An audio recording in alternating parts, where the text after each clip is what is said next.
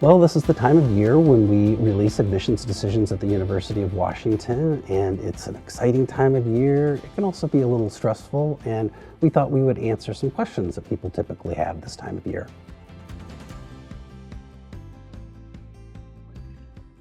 One question that people ask is if it's getting harder to get into the University of Washington than it used to be. Well, unfortunately, it is a little harder to get in than it used to be. The reason for that is that we receive more and more applications over time, but our ability to admit and enroll more students has not changed over that same amount of time.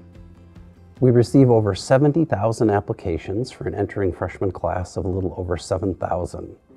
Now, admissions is not quite as competitive as that might sound because we have to make more offers than we have space because not everybody accepts their offers. And also, for Washington residents, we only receive about 17,000 applications.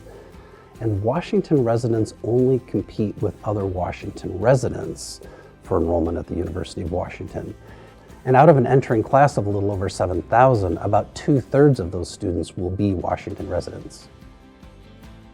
So over time, admission has gotten more competitive, but it has gotten much more competitive for out-of-state students than for Washington residents.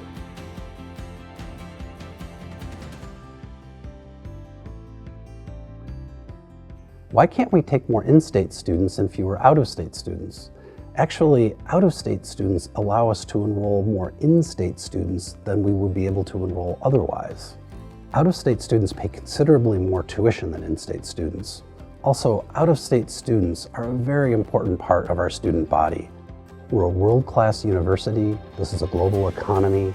Washington residents benefit by living with and studying with students from around the country and around the world. How does the application review process work, and who reviews applications? Well, our staff reviews many of the applications, and with over 70,000 applications, we also hire some additional staff to help us review applications. They go through extensive training, and they review every single application that we receive. For the application review process, we review every part of an application. For academics, we look at the courses that a student is taking and how well they're doing in those courses and how well they're doing over time in those courses. We also focus on the senior year. We look to see if students are continuing to challenge themselves their senior year. We also consider the activities that a student is involved in, and we review the personal statements.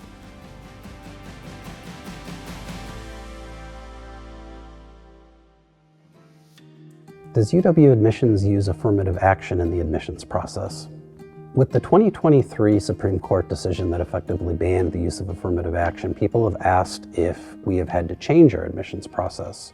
We have not had to change our process at all.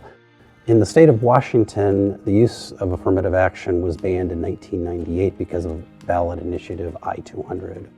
So, since in the state of Washington we have not used affirmative action for many years, the Supreme Court case did not change anything for admission at the University of Washington.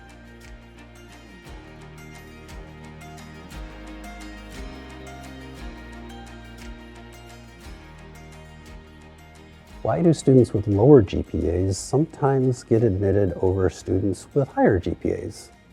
Well, that does happen sometimes, and there are a few different reasons for that. So one reason is that we consider more than grades. We consider the courses that students are taking and how they're doing in those courses over time. And another reason is that some students have socioeconomic barriers or headwinds, and that can make a difference in their education, and we take that into consideration.